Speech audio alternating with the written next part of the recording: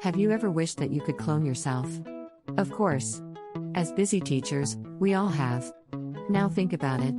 How much more would you get done each day if you had a clone? You could connect more with students without thinking of your to-do list. You could complete those lesson plans. You could explore passion projects for fun. You could collaborate with other teachers. You could relax after work. AI might be scary, but let's focus on what might go right. Today is about time-saving tips for teachers. How might we model wise use of AI for the generation that will live with AI? Let's gather today at 3:10 for optional professional development and learn more about ChatGPT and AI in education.